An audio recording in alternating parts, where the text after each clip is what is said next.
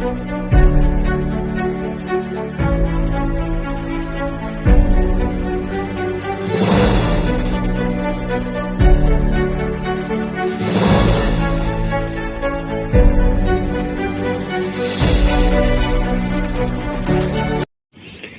morning mga idol, mga sir, sa lahat po ng aking mga followers dyan.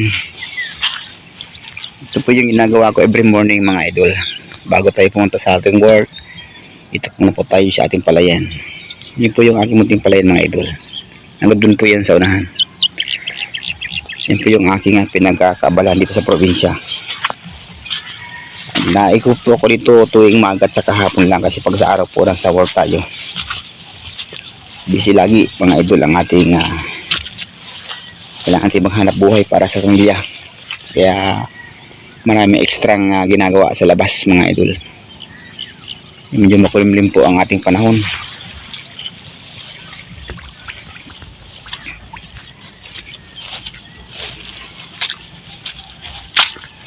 Ang ganda po ng lugar sa amin, oh. Yan po yung kabundukan.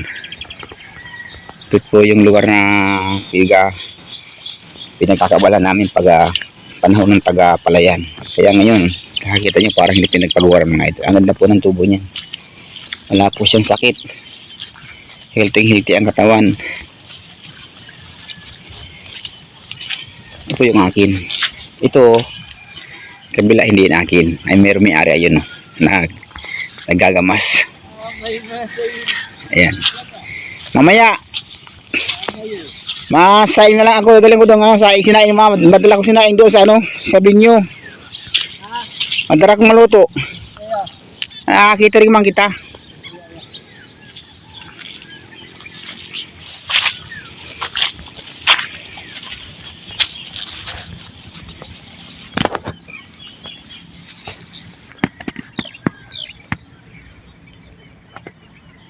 Yan po anong inang idol, yung linya po na yan po yung nung bagong tanim. Yan po yung ginagawa ko para po yung kuhol, kasi malalim yan, dyan po sila na permi, hindi po sila nakalat sa mga tanim ng bagong talo. Kaya po hindi tayo na damage kasi may mga ginagawa akong ganyan pong alternatibong open canal, kumbaga sa malalim po yan. Ang purpose po niyan daanan pa rin ng pag-i-spray para po hindi siya nag-aapakan yung mga tanim natin.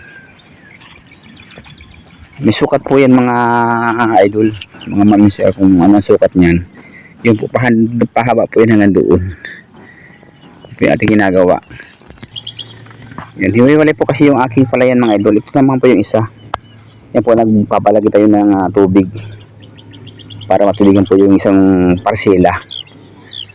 Yan. Ito po yung isa, hanggang doon din po yan sa unahan yan. Yung nakakulay medyo hindi masyadong green, yun po yung akin. Pag ganun po siya, dito.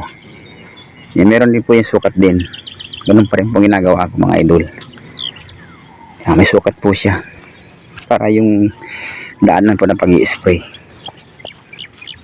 Ito po yung medyo malalim, kaya medyo mahina yung kasi outlet po siya. Kaya medyo nasira yung tanim dito sa part na to. Pero okay lang kasi maganda naman po tubo ng ating palayan mga idol. Thanks God sa patuloy na pag-iingat ng panahon para hindi kayo ma-damage. Thank you for watching mga idol. Maraming salamat. God bless you more all the time. Bye bye.